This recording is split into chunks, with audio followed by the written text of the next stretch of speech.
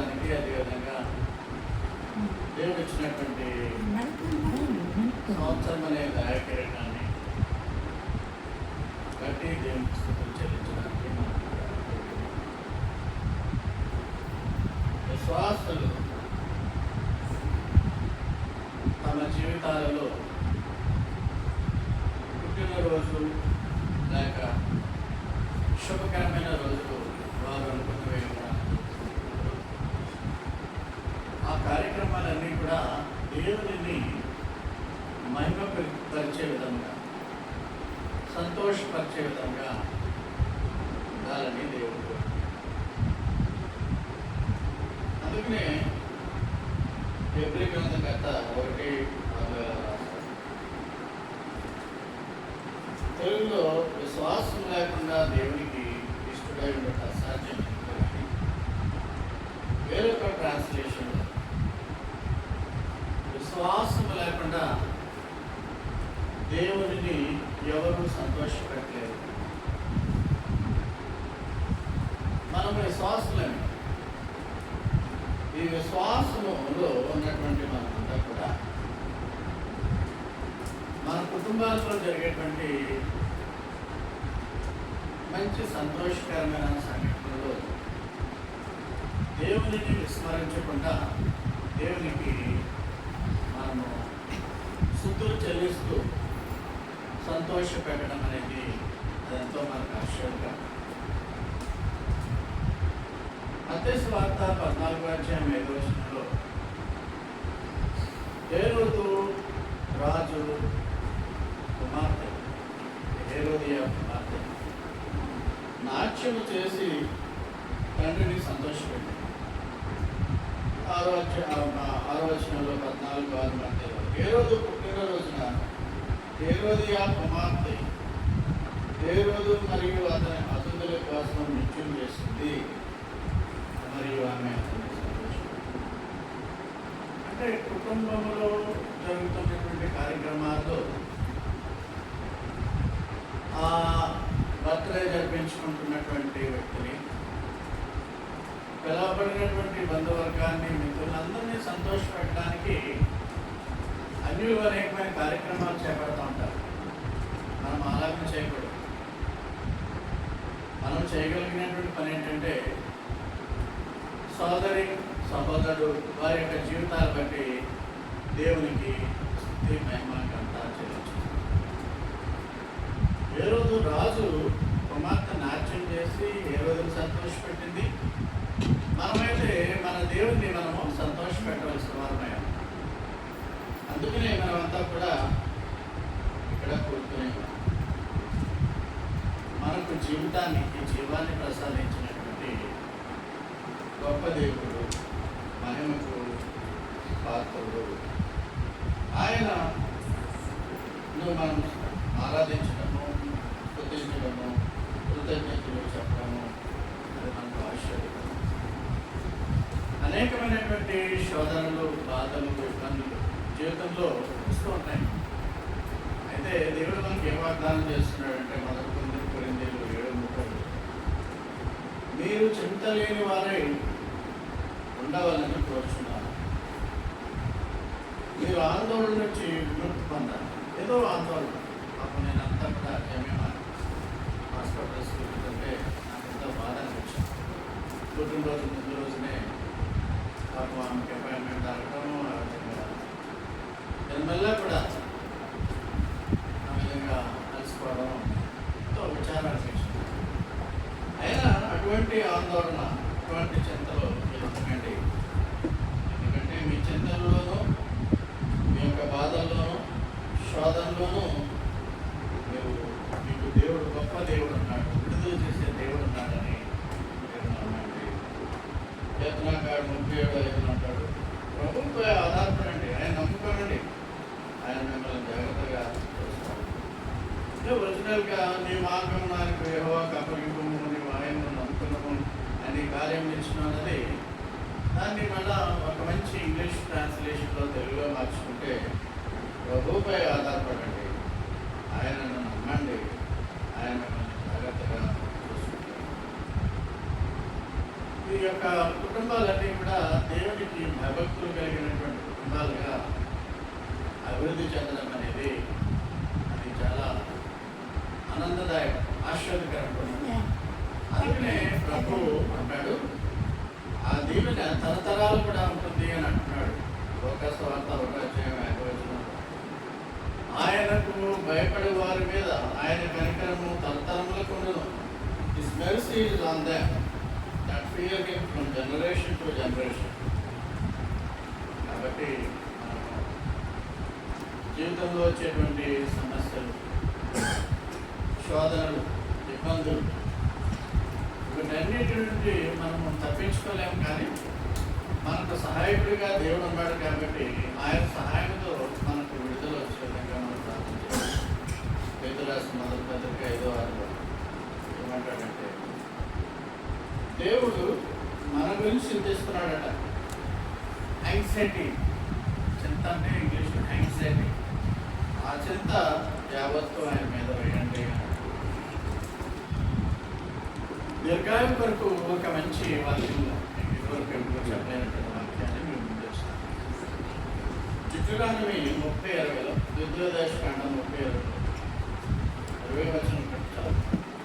నీ పితరులైన అబ్రహాము, ఇస్సాకు, యాకోబులకు ఆయన ప్రమాణం చేసిన దేశంలో మీరు నివసించినట్లు యెహోవాయే నీ ప్రాణములకు నీ దీర్ఘాయువును మూలమై ఉన్నాడు. దీర్ఘాయువు చాలా కాలం జీవించాలని మనుషులు కోరుకుంటారు, మనం కోరుకుంటాం. అయితే దేవుని చిత్తంలో ఆ ఆయువు ఉంటుందని మనం గమనిస్తూ దేవునికి ఎల్లవేళలా మనం విధేయత, భయము, భక్తి చూపేవారుగా ఉంటారు. ఇక్కడ అంటున్నాడు ఈ వాక్యంలో, love the lord your God, నీ దేవుని ప్రేమించి అంటున్నాడు ఈ వాక్యంలో 20 30. లిసన్ టు హిస్ వాయిస్, ఆయన స్వరాన్ని వినండి. బైబిల్ ద్వారా ఆయన స్వరం వింటాం, సువార్తికుల ద్వారా స్వరం వింటాం. ఎలాగైనా అనేక రకాలుగా సువార్త వెదజల్లబడుతుంది కాబట్టి ఆ దేవుని స్వరాన్ని మనం వింటున్నాం. హోల్డ్ ఫాస్ట్, ఆయనను మీరు హత్తుకొని ఉండండి, ఆయనను మీరు హత్తుకొని ఉండండి. The lord is your life, ఆయనే మీ జీవితం. ఈరోజు మరి సాయంకాలం జూమ్ మీటింగ్లో చెప్తాం. చాలామంది అనేక రకాలుగా జీవితంలో ఉంటారు. విద్యార్థులు విద్యను అభ్యసించి వారి లక్ష్యాలను సాధించాలని ప్రయత్నం చేస్తారు. అదేవిధంగా వ్యాపారస్తులు, లేకుంటే విద్యా సంస్థలు నడిపేవారు, లేకుంటే మంచి మంచి ఉద్యోగాల్లో, మంచి మంచి టాప్ ఆఫీసర్స్ ఉద్యోగాల్లో లక్ష్యాలను సాధించడానికి ప్రయత్నం చేస్తారు. వీళ్ళలో కూడా చాలామంది క్రైస్తవులు ఉంటారు. కానీ క్రైస్తవులు అదే తమ జీవిత లక్ష్యమని, తమ ఉద్యోగమే జీవిత లక్ష్యమని భావించకుండా వారికి వేరొక లక్ష్యం ఉన్నది. అదేంటంటే పరలోక రాజ్యంలోకి చేరడము, పరలోక రాజ్యంలో బహుమతులు పొందడం అనేటువంటి లక్ష్యాన్ని మర్చిపోతున్నారు చాలామంది క్రైస్తవులు కూడా. వాళ్ళు సంపాదించుకుంటారు, బాగా కుటుంబాన్ని మెరుగుపరుచుకుంటారు. చనిపోయిన తర్వాత ఎక్కడికి వెళ్తారో వాళ్ళకి తెలియదు. ఇంటర్నల్ సెక్యూరిటీ అనేది దేవుడు అనే విశ్వాసాలకు ఇచ్చాడు. ఖచ్చితంగా పరలోకానికి తీసుకెళ్తారు అని చర్చిలో నిలబడి, వేరే వేరే చర్చిలో నిలబడి వీళ్ళు ఎంతమంది రక్షింపబడ్డారు, ఈవేళ చనిపోతే పరలోక రాజ్యంలోకి ఎంతమంది వెళ్తారో చెప్పారంటే సగానికి పైగా చెప్పారు. కారణం ఏంటంటే people are just as a traditional Christians, they are following the religion అంతే. ఆ విధంగా క్రైస్తవులు ఉండకూడదు. ఆమె యొక్క జీవిత లక్ష్యాలతో పాటు ఉద్యోగం చేసుకోండి, పెళ్లి చేసుకోండి, సంతానాన్ని కనండి. అదే విధముగా మీ యొక్క లక్ష్యాలను, భౌతికమైన లక్ష్యాలను మీరు ఛేదించండి. ఈ ఎరుకల పోటీలో మీరు పాల్గొంటున్నప్పుడు మీరు గుర్తుపెట్టుకోండి, ఈ పోటీ యేసు వైపు చూడొచ్చు. ఆ విశ్వాసకర్త అయినటువంటి దాన్ని కొనసాగించేవాడైనటువంటి యేసు వైపు పరిగెత్తాలి అనేటువంటి మాట మర్చిపోవద్దు. Your ultimate goal is to reach the heaven. అందుకనే సువార్తికుడు అగస్టిన్ ఏం చెప్పాడో చేసి, మీరు యాత్రికులు, ఈ లోకంలో టెంపరీ పిలిగ్రిమ్స్, అది మర్చిపోకండి. మీరు పెద్ద ఉద్యోగం చేయవచ్చు, టాప్ ఆఫీసర్స్ అవ్వచ్చు, పేరు ప్రఖ్యాతులు అవ్వచ్చు, ఇవన్నీ తాత్కాలికమే. శాశ్వతమైనటువంటి ప్లేస్ మీకు పరలోకం అనే దేవుడు చెప్తున్నాడు. కాబట్టి మనము అందరము క్రైస్తవంగా మరొకసారి మన యొక్క బాధ్యతను మనము గుర్తెరగాలి. దేవుని మార్గంలో దేవుని మార్గంలో పరిగెత్తే వారంతా కూడా పరిగెట్టడం అంటే ఆయన యొక్క మాటలు వినాలి, ఆయన ప్రేమించాలి, క్రైస్తవ సాక్ష్యము మంచిగా ఉండాలి. అంతేగాని ఏదో విధంగా వారు బతికేస్తూ పరలోకంలోకి వెళ్ళిపోవాలి అనుకునే విధంగా ఉంటే అది అంత మంచి పని కాదు. అవిశ్వాసంతో ఉన్నటువంటి క్రైస్తవులు కొంతమంది ఉంటారు. వాళ్ళంతా కూడా మరి యేసుప్రభు ఎలా పెళ్లి చేసుకుంటాడు, వివాహం చేసుకుంటాడు, అది న్యాయమా? జీవితకాలం అంతా కూడా తన కోసం కష్టపడి జీవితకాలం అంతా కూడా తన కొరకు తన కుటుంబం కొరకు మాత్రమే జీవిస్తూ చనిపోయిన తర్వాత పరలోకానికి వెళ్ళిపోవాలి, పరలోకంలో యేసుప్రభుని మరి ఆ పరిశుద్ధ వివాహం చేసుకోవాలంటే అది ఎంత విడ్డూరంగా ఉంటుంది. కనుక లోకంలో జీవించినంత కాలం కూడా మనము దేవునిని అనగా యేసును హత్తుకుంటూ మనము ముందుకు పోవాలను అని రోజు మీకు వాక్యంలో కూడా చెప్పడం జరిగింది. దేవుడే మన దీర్ఘాయువుకు కారణమని చెప్తాను. మనం ఎంత ప్రయత్నించిన కొన్నిసార్లు మన ప్రయత్నాలు సఫలం కావు దేవుని చిత్తం. అందువల్ల దేవుని చిత్తం అయితే అనేటువంటి మాట మనము అనాలి, అనుకోవాలి మనసులో కూడా. ఒకవేళ భయము ఆందోళనలు బాగా మనల్ని చుట్టుముడుతున్నప్పుడు మనము భయము ఆందోళనలు మునిగిపోతూ ఉంటుంటే దేవుడిని మనము ఒక అబద్ధాల కోరిగా చేసేస్తున్నాం అనమాట. ఆయన వాగ్దానాలను మనం నమ్మట్లేదు అనమాట. ఆయన వాగ్దానాలు మన పట్ల తప్పనిసరిగా నెరవేరుస్తాడనేటువంటి ధ్యాస ఉన్నవాళ్ళు ఇట్టే ఆందోళన చెందరు, అంటే వాళ్ళు కట్రప్ అయిపోవాలనే విధానంలో కూడా మీకు సండే మెసేజ్ చెప్పడం జరిగింది. ఆయన సర్వాధికారి, బ్రహ్మమయుడు, శక్తిమయుడు. ఆయన వాగ్దానాలను మనం నమ్మకపోతే సాతాను మనుషులుగా మనం ఉంటున్నాం అన్నమాట. సాతాను ఏంటంటే దేవుడిని నమ్ముతుంది కానీ దేవుని మాటలు నమ్మదు. దేవుడు ఉన్నాడని తెలుసు దానికి, కానీ దేవుని యొక్క మాటలు నమ్మదు. అలాగే చాలామంది క్రైస్తవులు దేవుడిని నమ్ముతారు కానీ దేవుని మాటలు నమ్మరు. ఆయన నీకు ఏ అపాయం రాదు, నీకు ఇప్పుడు పక్కన 1000 మంది పడినాను, నీకు ఎడం పక్కన 10,000 మంది పడినాను అన్నాడని కానీ ఆ ఛాస దాని మీద నమ్మకం ఉండదు. ఎందుకంటే శోధన, ఆ యొక్క భయం అలా చేసేస్తుంది. కానీ విశ్వాసులు శోధనలో, భయం, ఆ ఫీల్ ఆఫ్ డెత్, ఆ ఫీల్ ఆఫ్ ట్రబుల్ పోయే విధముగా ప్రభుత్వం ప్రార్థిస్తూ ఉండాలని నేను కోరుకుంటున్నాను. కానీ పిల్లలు 4 అంటాడు, దేని గురించి మేము చింతపడదు, ప్రతి విషయంలో కూడా మీరు ప్రార్థన విజ్ఞాపన చేత కృతజ్ఞతాపూర్వకంగా మీరు దేవునికి చెల్లించండి. సో మన ప్రేమను సందేహించేవారిని, అంటే డౌటింగ్ థామస్ లాగా ప్రతిదీ డౌట్ఫుల్, దేవునిలో డౌట్ అయ్యే వాళ్ళు దేవుడికి ఇష్టం ఉండదు. మీ అమ్మా నాన్నలే నువ్వు డౌట్ఫుల్గా చూస్తానంటే వాళ్ళు ఎందుకు ప్రేమిస్తారు? మమ్మీ డాడీల కంటే గొప్ప దేవుడు మన దేవుడు. అటువంటి దేవుడి యొక్క వాగ్దానాలు నేను డౌట్ఫుల్గా అనుకుంటా ఉంటే ఆయన ఎందుకు నమ్మాలి? అందువల్ల వన్ సైడెడ్గానే ఉండకూడదు. మన దేవుడు మనల్ని రెసిప్రోకేట్ చేయమంటున్నాడు. ఆయన మనం ప్రేమిస్తున్నాడు, మనము కూడా దేవుని ప్రేమించే వారంగా ఉండాలి. దేవుడి మాటల గురించి మీకు చెప్పాను. ఇంకా హ్యాజల్ జమీమా గురించి కొన్ని మాటలు బైబిల్ నుంచి అన్వయిస్తాను. హ్యాజల్ జమీమా ఇంచుమించు నాకు 43 ఏళ్ళు తెలుసు. గుల్చెల్లి అని కనబడేటువంటి గుల్చెల్లి ఇప్పుడు గత గుల్చెల్లిలా లేదు. ఇంకా ఆ అమ్మమ్మ అయిపోయింది, మరి మనవలు కూడా పుట్టేశారు, నాన్నమ్మ కూడా అయిపోయింది. ఆ విధంగా ఆశ్చర్యపడినటువంటి స్త్రీగా నేను గుల్చెల్లి చూస్తున్నాను. గాడ్లీ ఉమెన్, ఒక భయభక్తులు కలిగినటువంటి అమ్మాయి. చిన్నప్పుడు తను మరీ టీనేజ్లో, అంటే నాకు 25 24 ఏళ్ళు అయిపోయింది. ఫ్యూచర్లో అప్పటికి 20 years 18 years ఉండేది. పిఎస్సీ చదువుతుంది. ఆమెకి నేను కెమిస్ట్రీలో కూడా కొంత సహాయం చేశాను, నోట్స్లో ఇచ్చి పాస్ అయ్యే విధంగా చేశాను.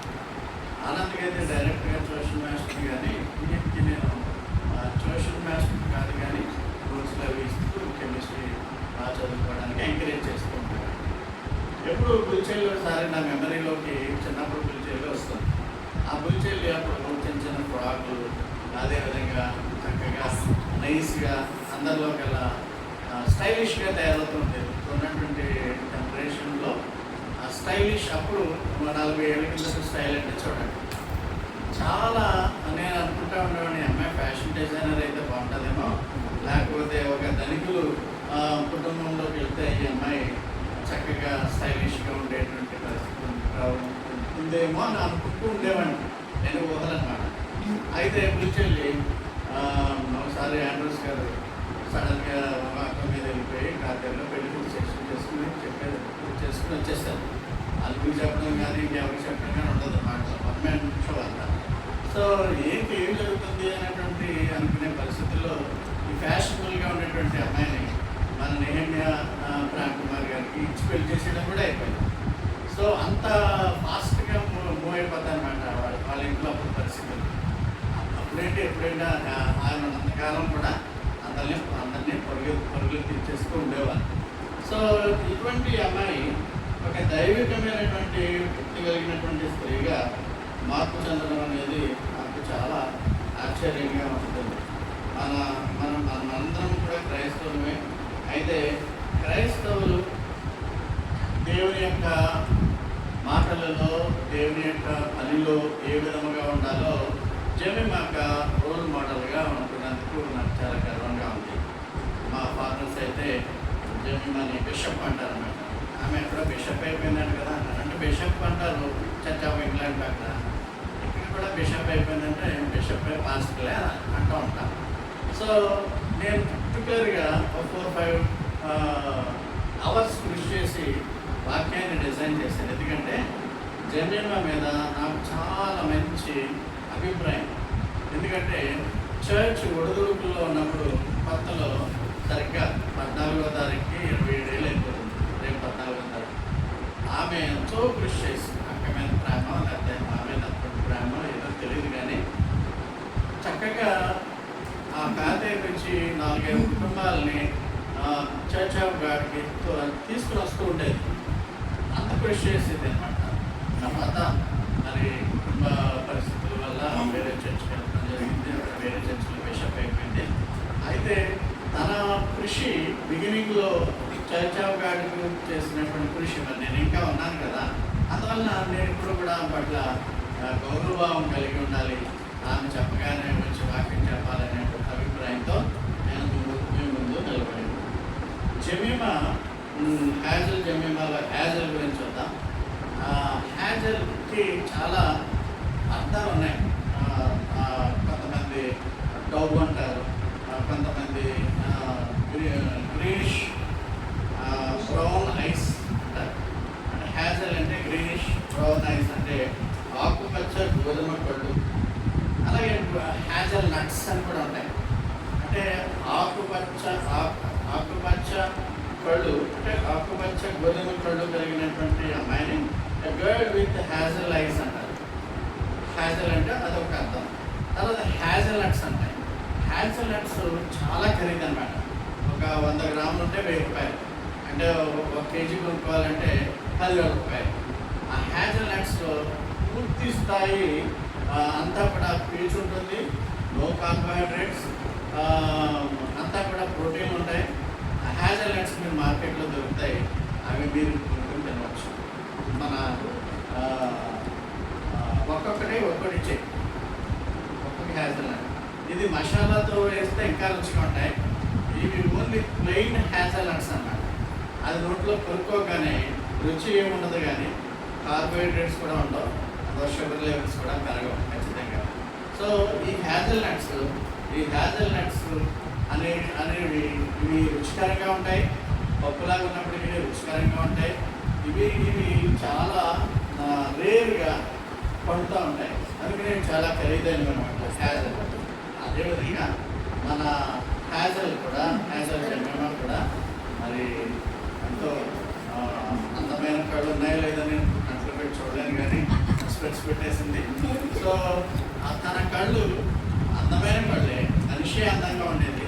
తర్వాత ఈ యొక్క హ్యాజల్ నట్స్ లాంటి రుచి తన జీవితంలో అందరికీ చూపించే విధంగా ఉంటుంది. రెండు అందాలు మీకు చెప్పాలి. తర్వాత హ్యాజల్ అనేది దానికి హిబ్రూ నేమ్ ఏంటంటే హ్యాజల్, HAZEL. హ్యాజల్. హ్యాజల్కి అసలు హిబ్రూ వర్డ్ ఏంటంటే ఏ ఎక్స్ట్రా ఉండదు. హజేల్, HAZEL. హజల్ అంటే మా గిఫ్ట్ ఇప్పుడు కూడా వర్షిప్లో చూచుచున్న దేవుడు, ఎల్రాయ్ దేవుడు అంటాడు. హ్యాజల్ అంటే అర్థం ఏంటంటే గాడ్ హూ సీస్. హాగర్ గురించి ఎక్కువ మాట చెప్తూ ఉంటారు. హాగరు ఇబ్బందుల్లో ఉన్నప్పుడు, మరి అరణ్యంలోకి పంపివేయబడినప్పుడు హాగరును దేవుడు చూచాడు, ఆదరించాడు. దేవుని దృష్టిలో మరి దేవుని దృష్టిలో పడింది. ఎందుకంటే దేవుడు అలాగా అనాథలుగా ఎవరిని వదిలివేయడు. God will see us. మరి అలాగే జమేమా శోధనలో, బాధల్లో, ఇబ్బందుల్లో, అనేకమైన సమస్యల్లో ఉన్నప్పటికీ దేవుడు ఆమె చూస్తున్నాడు. ఆమె పేరులోనే ఎల్రాయ్ దేవుడు ఉన్నాడు. ఎల్రాయ్ అంటే చూస్తున్న దేవుడు. ఇది మూడో మీనింగ్. తర్వాత మనము దేవుడు చూస్తున్నాడు కనుక మనము భయపడవలసిన అవసరం లేదు. ప్రతి విధమైనటువంటి విషయాలు మన గురించి ఆయనకు తెలుసు. కాబట్టి మనము మన హృదయంలో ఉన్నటువంటి విషయాలు కూడా ఆయనకు తెలుసు. ఆయన సృష్టికర్త. మనము సృష్టింపబడిన వాళ్ళము. సాతాను కూడా సృష్టింపబడిందే, సాతానేమో సృష్టికర్త కాదు. సో ఆ విధముగా దేవుడు మనల్ని నిలబడిన చూస్తూ మనల్ని కాపాడబడుతున్నప్పుడు అన్న విధంగా దేవుని యొక్క మహాకృప మీ మీద ఎప్పుడు కూడా ఉండాలని మేము ప్రార్థన చేస్తున్నాము. బ్రతికినంతకాలం కూడా హ్యాపీగా, సంతోషంగా, ఆరోగ్యంగా ఉండాలని మా ప్రార్థన ఉన్నది. జమీమాకి బైబిల్లో మనం చూస్తే హ్యాజల్ అంటే లార్డ్ హూ సీస్ అని ఉందంటే, ఇంకా హ్యాజల్ గురించి రెఫరెన్స్లు ఏమీ లేవు.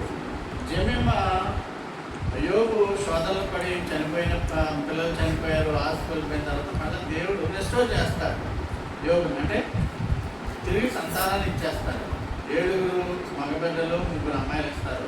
3 అమ్మాయిల్లో మొదటి అమ్మాయి పేరు జమీమా. అంటే after Job's sufferings, God restored Job again to his original state. Original state in the sense, ఆస్తంతో చేస్తుంది, వాళ్ళ పిల్లలు కూడా పుడతారు.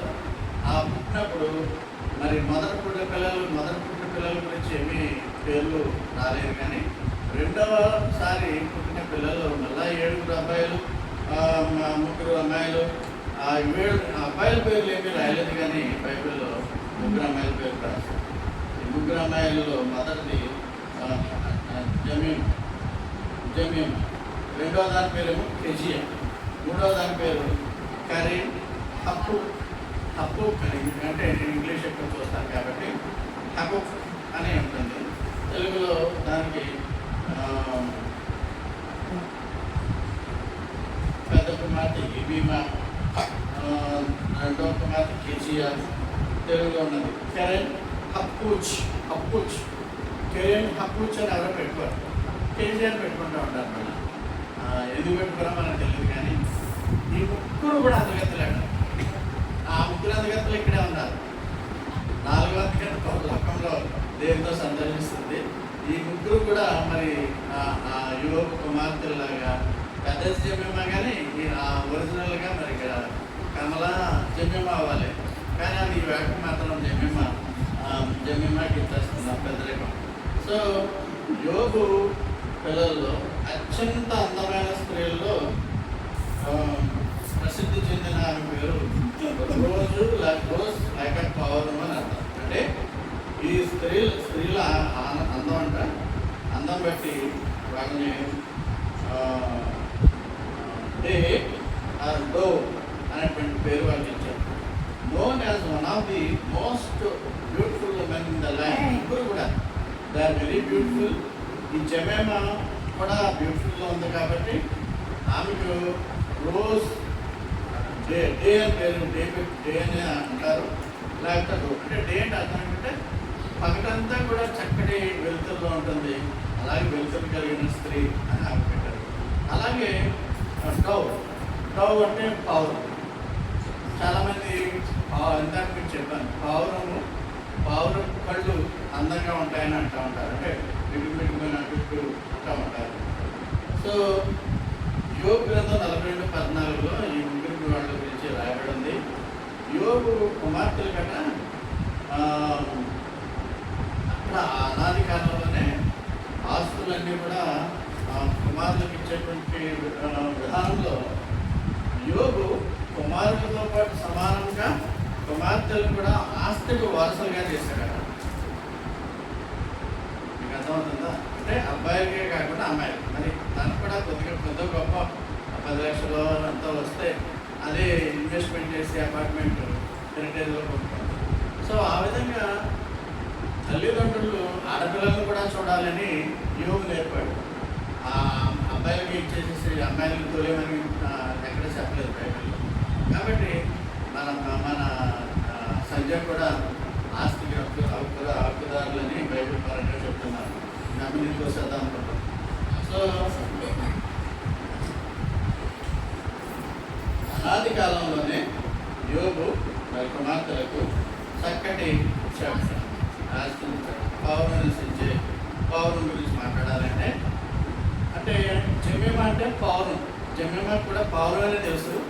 ఈ హ్యాజల్ నట్స్ ఇవన్నీ కూడా మనం డిస్కస్ చేసాము. ఇప్పుడు జమీమా అంటే పౌరము అన్నాం కదా. పౌరానికి అసలు మనకే సంబంధం ఏంటి? పౌరం అంటే పరిశుద్ధాత్మ చిహ్నాలు ఓకే అండి. పరిశుద్ధాత్మ చిహ్నాలు మన సోదరి స్పాన్సర్ చేసింది. ఇందులో ఎక్కడికి వెళ్ళినా ఈ పుస్తకం ఫ్రెష్గా ఉంటుంది. ఏంటో తెలియట్లేదు, అది చదవట్లేదు, చాలా ఫ్రెష్గా ఉంటుంది అన్నమాట. ఎక్కడికి వెళ్ళినా సరే మా ఇంట్లో కూడా ఫ్రెష్గానే ఉంటుంది. నాకు ఎదురు తప్పించి చిలక మరి ఈ పరిశుద్ధాత్మ చిహ్నాల్లో మొదటిది పరిశుద్ధాత్మ చిహ్న పౌరం. ఈ పౌరం గురించి చెప్పాలంటే ఇందులో ఫస్ట్లోనే మీరు చూసుకోవచ్చు పౌరం. ఈ పౌరం గురించి 135వ పేజీలో మీరు చూస్తే పౌరానికి క్యారెక్టర్స్ ఏంటంటే అనవసరమైన తిండి తింటారు, స్పెషల్ ఫుడ్ లాగా స్పెషల్ గెజెట్ అంటారు. పావురానికి గూళ్ళు కట్టుకోవడం అవి ఉండవట. రాక్స్లో మధ్యలో పంటసందర్లో పావురం లాగా. మరి అలాగా ఆ అక్కగారు ఆమె కోసం ఆమె డబ్బుతోనే ఒక గూడు హెరిటేజ్ నిర్మించింది.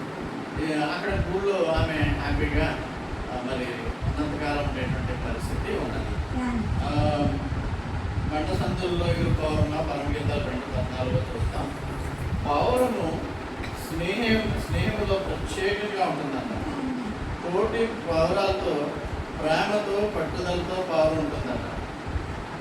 పరమగీతాలు 5:12 అతని నేత్రములు నదీ తీరములంటూ ఉంటూ గోవాలే కనబడుచున్నవి, అవి పాలతో కడుగబెట్టినట్లు, అవి చక్కని రాశిరత్నం వలె ఉన్నాయి. అంటే యేసయ్య గురించి చెప్తున్నాడు ఇక్కడ. ఆయన కళ్ళు ఎంత అందంగా ఉన్నాయి ఏంటన్నది. Rice or like cows by water streams. నదుల పక్కన ఉన్నటువంటి పౌరాలు అవి ఎంత కలకలాడేటువంటి కళ్ళు ఉంటాయో చూడండి అంటారు. వాషింగ్ ఇక్కడ దీని గురించి పౌరం గురించి ప్రత్యేకంగా చెప్పాలంటే, పౌరపు నేత్రముల వలె పరిశుద్ధాత్ముడు విశ్వాసుల హృదయాల్లో నివసిస్తారు. దాంట్లో కన్విన్స్ చేశారు. పావురాలు నీరు తాగుతుండగా అటు ఇటు చూడమంటారు. వీడియోను ఒక వాటర్ టెస్ట్ పెడతాడు సైనికులు ఎవడైతే అటు ఇటు చూస్తూ అలర్ట్గా ఉంటారో వాళ్ళు సెలెక్ట్ చేస్తారు కూడా అనుకుంటారు. ఆ విధంగా ఇక్కడ పావురాలు నీళ్లు తాగుతూ ఉంటుంటే కన్నులు అటు ఇటు చూడమాట. చాలా 150 years బ్యాక్ మార్ష్ జే మార్ష్ అని ఆయన రాశాడు. తెలుగులో ఎంతో కష్టపడి తర్జుమా చేయడం జరిగింది. సంగస్తులు కూడా చెప్పండి. ఆ కళ్ళు ఎప్పుడైనా పావురం మీరు గమనిస్తే నీటిలో పెట్టిన తర్వాత నీరు తాగే వరకు కూడా అసలు బయటకు అటు ఇటు చూడదట. ఆ తాగడం అయిపోయాకే అది లేచి ఎగిరిపోతాడు. అలాగే యేసు ప్రభు వారు ఆయన రక్తం ద్వారా కడుగబడినటువంటి మనము మనల్ని ఇప్పుడు కూడా చూస్తూనే ఉంటాడట. మన జీవితం అయిపోయే వరకు కూడా పావురం ఏ విధంగా అయితే నీళ్లు తాగుతుంటుందో ఆ విధముగా యేసు ప్రభువు మనం చూస్తూనే ఉంటాడు, మనల్ని ప్రేమిస్తున్నాడు. ఆయన కన్నులు మనం చూస్తూనే ఉంటాయి. చివరి వరకు ప్రేమిస్తూనే ఉంటున్నాడు. పరిశుద్ధాత్ముడు మీలో నివసించున్నాడు కనుక మీలో పరిశుద్ధాత్ముడు నివసింపగలిగే విధంగా మంచి హృదయాలను, సాక్షి హృదయాలను మీరు కలిగి ఉండండి. మీ జీవితం అంతా పరిశుద్ధాత్ముడు నివసించే విధంగా ఆయన సాక్షులుగా ఉండండి. సో నీటి ప్రవాహాల వద్ద ఉన్నటువంటి పౌరాల గురించి ఈ వివరణ అంతా కూడా ఉంది. ఇంకా ఎపక్లప్సీ అనేటువంటి ఒక మూవీ 2002లో నిర్మించారు, ఇంగ్లీష్ మూవీ. అది నిన్న కాకుండా నేను నెట్ఫ్లిక్స్లో చూశాను. అంటే రెవల్యూషన్ మీదే కదా అంచగల వర్తమానాలు అయ్యింది. ఆయనకి విషన్స్ ఎలా వస్తాయి అని యోహాన్ పద్మాలు దేవత్వంలో ఉన్నటువంటి యోహాన్కు ఏ విధంగా విజన్స్ వచ్చాయి అన్నది పిక్చర్లో చూడటం బాగుంటుంది. చూస్తే అందులో ఆయన ఈయన జెరూసలేం నుంచి యోహాను మరియమ్మను తీసుకుపోయి ఎఫెసు సంఘంలో మైనర్ ఏషియాలో అక్కడ చాలా కాలం నివసించాడు అన్నట్టుగా వార్త. అయితే ఆ రోమన్ సామ్రాజ్యం, మహాసామ్రాజ్యంలో డొమిషియన్ అనేటువంటి రాజు నేనే దేవుణ్ణి, నేనే పరలోకంలో కూడా నేనే దేవుణ్ణి అని ప్రకటించుకున్నాడు. అయితే కొద్దిమంది క్రైస్తవులు, ఎఫెసు సంఘంలో ఉన్నటువంటి క్రైస్తవులు వీడిలాగా ఈడు దేవుడు ఏంటని, మన దేవుడు యెహోవా, మన దేవుడు యేసు ప్రభువు అనేటువంటి విధానంలో ఒక శరీరంలో ముళ్ళులాగా తయారయ్యారు. అందువల్ల క్రైస్తవులందరినీ చంపేమన్నాడు. కొంతవరకు చంపేశాడు. అయితే అపోస్తలుడైనటువంటి యోహాను ఆయన తప్పించుకోగలిగాడు. ఒక విలేజ్లో నివసిస్తున్నప్పుడు ఎఫెసు ప్రాంతంలో అక్కడి నుంచి పద్మాసులో ఉన్నటువంటి జైల్లో పడేశారు. ఆ పద్మాసు ద్వీపంలో చాలామంది భారీ చోరీ చేసేవాళ్ళు, గొప్ప గొప్ప హంతకులు అలాంటి వాళ్ళు ఉంటారు. అలాంటి చోట క్రైస్తవులు కూడా పడేశారు. క్రైస్తవుల్ని చంపిపారేయడమే మొత్తం. అది ఎప్పటి నుంచో క్రైస్తత్వాన్ని చంపేయాలని డొమిషియసే కాదు, ఎప్పటి నుంచో ఉంది. అది ఇప్పుడు క్రీశకం 90లో, మన క్రీశకం 2025లో ఉన్నాం. అంటే ఇంకా వైలెన్స్ ఇంకా పెరిగిపోయింది కూడా. సో అటువంటి పరిస్థితుల్లో ఎఫెసు సంఘంలో ఒక అలజడి మొదలైపోయింది. ఏంటంటే యోహాన్ని మన క్రీస్తుని చంపేశారు అనేటువంటి పుకారు వచ్చింది. కానీ ఒక స్త్రీ, ఆమె పేరు ఐరిన్ ఇచ్చారు. ఆ ఐరిన్ అనే స్త్రీ యోహాన్ చంపలేదు, తిరిగి మళ్ళీ మన దగ్గరికి వస్తారు, నా ప్రభువులు బలంగా ఉంటారు. ఒక స్త్రీ ఎంకరేజ్ చేస్తుంది సంఘానంతటినీ కూడా. సంఘ చూడండి, సంఘానంతటినీ కూడా తన పాటలో ఏ విధంగా అయితే ఎంకరేజ్ చేస్తుందో ఐరిన్ అలాగా వస్తాడని చెప్పి పద్మాసు ద్వీపానికి ఓడ మీద వెళ్ళిపోవాలి. ఓడ మీద వెళ్ళాలి. పద్మాసు ద్వీపం ఎక్కడ ఉందంటే ఆ గ్రీస్కి టర్కీకి మధ్య ప్రాంతంలో అది ఉంటుంది. అక్కడికి వెళ్ళి ఏజియన్ సముద్రంలో ఉంటుంది. ఏజియన్ సముద్రం అంటే మెడిటేరియన్ సముద్రం. అలాగ పైకి వెళ్ళిపోతే అక్కడ పద్మాసు ద్వీపం ఉంటుంది. పద్మాసు ద్వీపం గ్రీస్ అధీనంలో ఉంది. ఇదివరకు ఇదివరకు టర్కీలో ఒక పడవ మీద వెళ్ళిపోతుంది. వెళ్ళిపోయి యోహాన్ని కలిసి మళ్ళా వచ్చి ఎఫెసు సంఘంలో ఉన్న సంఘస్థులకు చెప్తారు, బతికే ఉన్నాడు, ఏమని పర్వాలేదు, ఇవి కమ్ బ్యాక్. ఈ ఐరిన్ని చిన్నప్పుడు వాళ్ళమ్మ పెంచేటప్పుడు జాన్ని చాలా కాలం తర్వాత ప్రభువారు చనిపోయిన తర్వాత, అంటే అపోస్తలుడైనటువంటి యోహాను చివరి అపోస్తలుడు అన్నమాట. యేసు ప్రభు యొక్క మరణాన్ని, పునరుత్థానాన్ని చూసినాడు. యోహానుతో స్టాప్, ఎవరో చూడడం తర్వాత. సో ఆయన మేరీతో వచ్చి ఎఫెసు సంఘంలో స్థిరపడినట్టు, మేరీ కూడా అక్కడ చనిపోయినట్టు అన్నట్టు ఆధారాలు ఉన్నాయి. ఆయన యోహాను పద్మాసు ద్వీపంలో ఉన్నటువంటి యోహాను, ఈ అమ్మాయి ఐరిన్ చిన్నప్పుడు ఎఫెసు సంఘంలో ఉన్నప్పుడు, కొంచెం వయసులో ఉన్నవాడుగా ఉన్నప్పుడు ఆ, యోహాను వచ్చినప్పుడు యోహాను ఆమె అందానికి ముద్దురైపోయి బొక్క మీద ఒక ముద్దు పెట్టి, నీవు పౌరపు కన్నులు కలిగి ఉన్నావు కుమార్తె అని ఆశీర్వదించాడు యోహాను. ఆ విధంగా ఆశీర్వదించినప్పుడు ఆమె తిరిగి పెద్దదైనప్పుడు ఆహ్వానించి 90 ఏళ్ళు వచ్చేసి ముసలుడైపోయిన స్టేట్లో యోహాన్ని కూడా అక్కడి నుంచి తప్పించుకుని మళ్ళీ తిరిగి ఎఫెసు సంఘాన్ని తీసుకొచ్చినప్పుడు అప్పుడు ఎప్పుడైతే ఆవిడ తప్పుకున్నారో పద్మాస్ దగ్గర నుంచి అదే సమయంలో డొమిషియస్ హత్య చేయబడతాడు రోమన్ రాజు.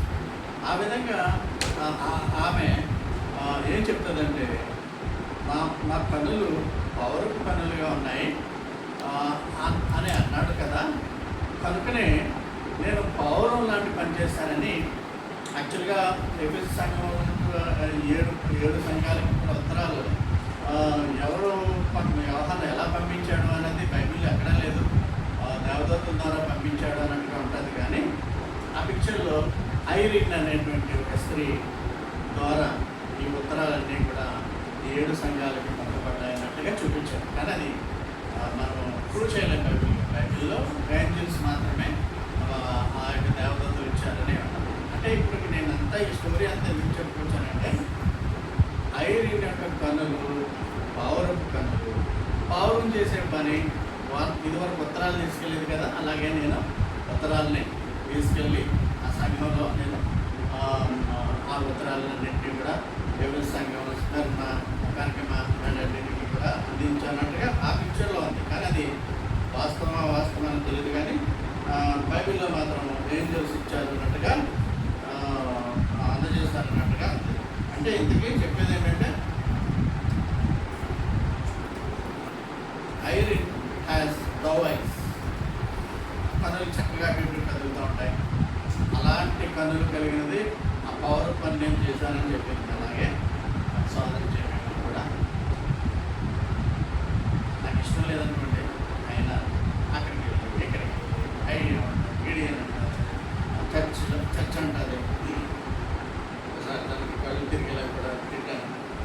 ఆయన మనం క్షమించాలని అనుకుంటూ అనే విధానంలో ఆమె యొక్క సంతానికి నేను వదిలేసాను. పిల్లలు కూడా వేసుకుంటుంది. ఎందుకంటే వాళ్ళిద్దరిని వాళ్ళ అమ్మ కోసం వస్తే ఈ అమ్మాయి మాట తిరుగుతూ ఉంటారు. ఇంకా వాళ్ళు అమ్మాయి కూడా కూర్చుని ఉంటా ఉంటారు. ఈవిడ ఎప్పుడు వస్తుందో ఎదురు చూస్తూ ఉంటారు. అది అంత అవసరం లేదనుకుంటున్నారు కదా. ఇది మెన్ మనమే చేయాల్సిన అవసరం లేదు. మనల్ని ఉపయోగించుకున్న తర్వాత చేసేటువంటి విధానంలో ఈ విషయానికి సో ఈ అమ్మాయి ఐరిన్ లాగా ధైర్యవంతులు. ఈ అమ్మాయి హెపోక్లప్సీ అంటే తెలుగులో ప్రళయం, భయంకరమైనటువంటి వినాశకరం అంటే అంచకాలం అనమాట. ఆ హెపోక్లప్సీ అనేటువంటి పేరు అది మీకు వీలైతే చూడండి. చాలా 2002 హెపోక్లప్సీలో రిచర్డ్ హ్యారిస్ అని అతను ఒక ముద్దుడే యాక్ట్ చేశాడు. 2002లోనే మళ్ళీ ఈ పిక్చర్ రిలీజ్ అవగానే అయిపోగానే చనిపోవడం జరిగింది. 42 వయసు. సో క్రైస్తవులు చాలా శ్రమలు మొదటి నుంచి పడుతూనే ఉన్నారు. ఆ విధంగా క్రీస్తు 90లో కూడా చంపబడ్డారు. కొంతమంది చావుకు కూడా భయపడకుండా ప్రభు యొక్క సేవను చేయడంలో ముందుకు వెళ్ళే విధంగా ఉన్నారు. So iris has a Dove ice. Dove has పూర్వకాలంలో ఉత్తరాలను ఒక చోట నుంచి ఒక చోటుకి పట్టుకోవడం చేసింది. ఐరిస్ కూడా పౌలు గారి నుంచి సమాచారాన్ని సంఘాలకి ఇస్తూ ఉండేది ధైర్యం. కానీ నీకు వెళ్ళాలేదమ్మాయికి చిన్నప్పుడు ఎప్పుడో ముందు పెట్టాన్న మాట గుర్తుంది. దాన్ని బట్టి ఎంతగానో సంతోషం. As L is a beautiful girl. నేను ఎంఫిల్ మెడ్రాస్ క్రిస్టియన్ గారు చదువుతున్నప్పుడు హ్యాజల్ అనే అమ్మాయి ఉండేటప్పుడు నాకు ఇంకా పిల్లలు నాకు గ్రాడ్యుయేషన్ చేసుకుంటుంది. నేను ఎంఫిల్ చేసుకునేవాడిని. అప్పుడు గమనిస్తూ ఉండేవాడిని. చాలా అందగతే హ్యాజల్. దాని పేరు ఓన్లీ హ్యాజల్.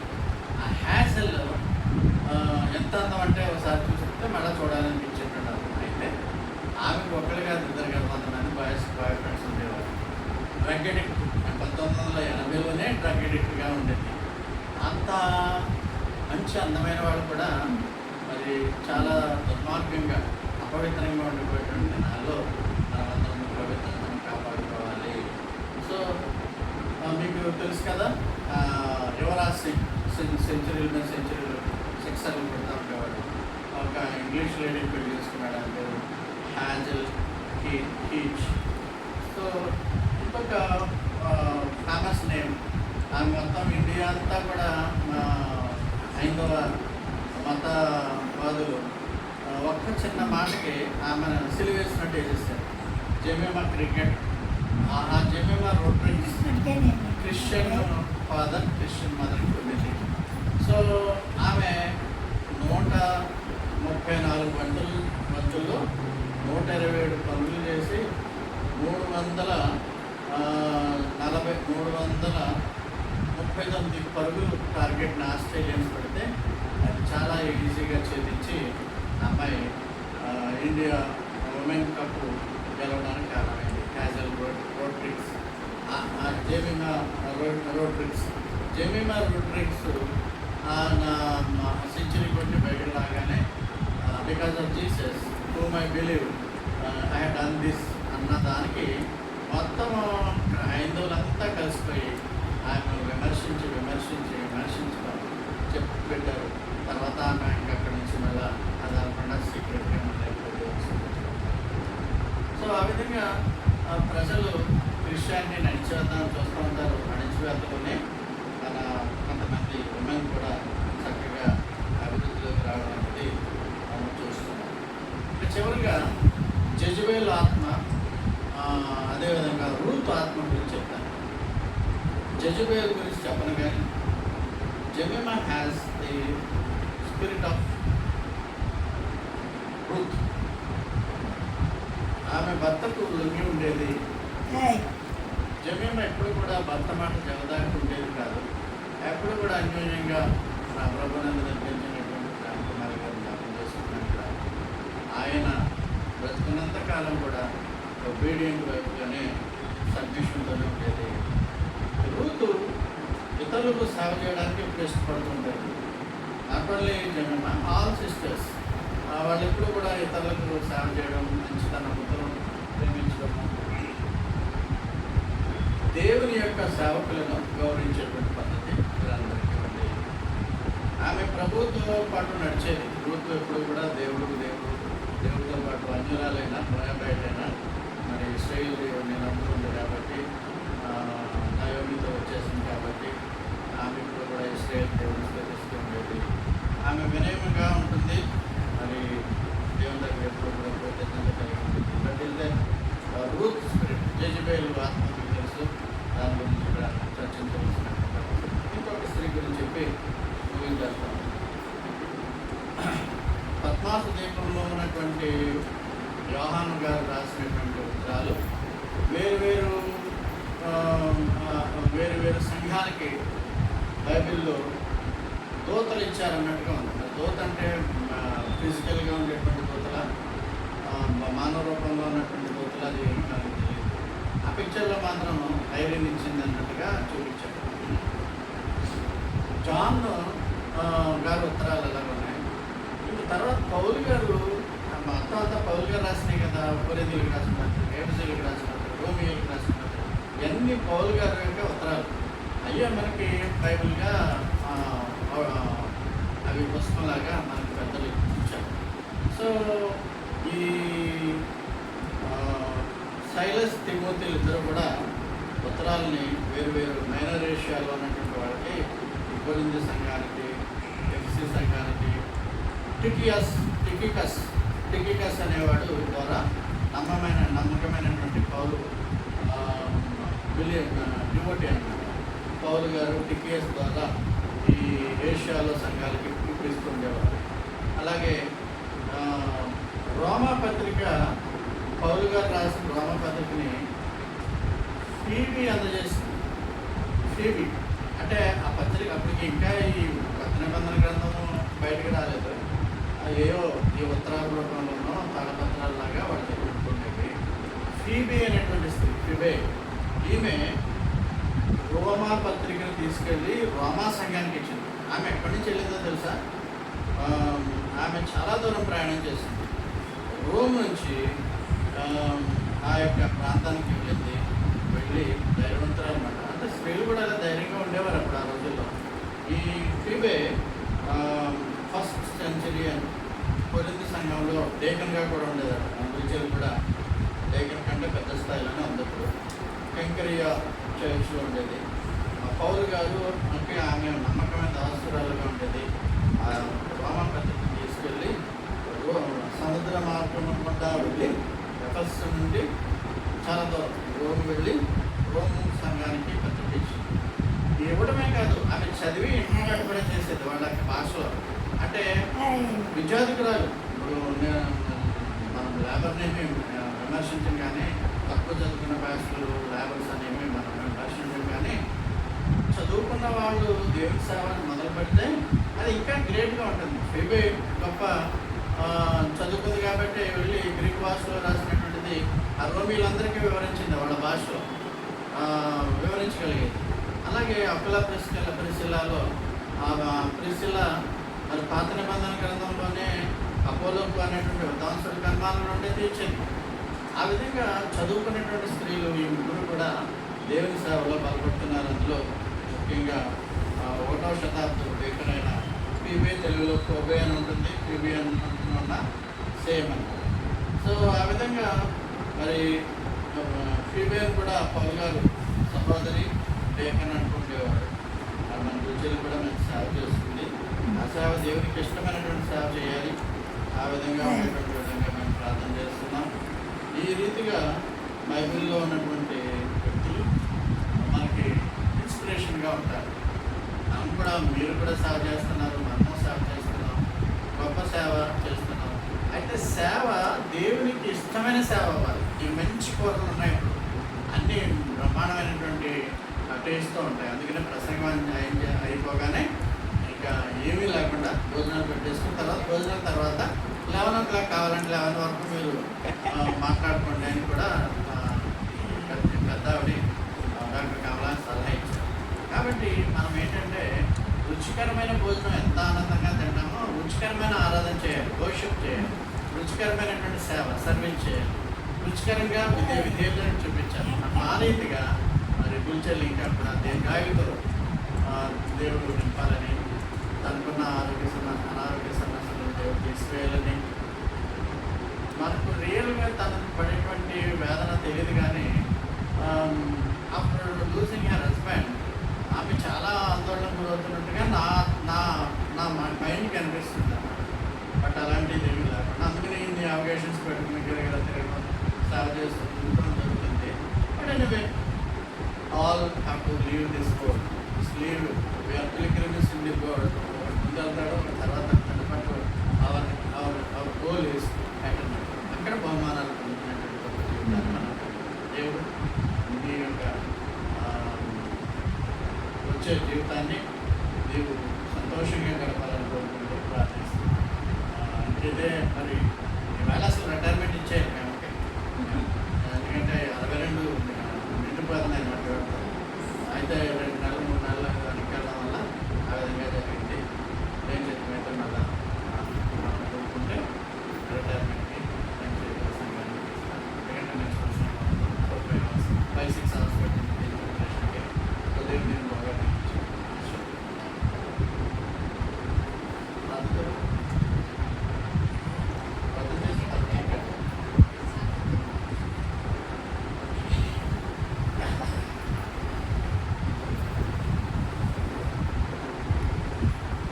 చేసే మాకు చేసే ఉందండి చాలు.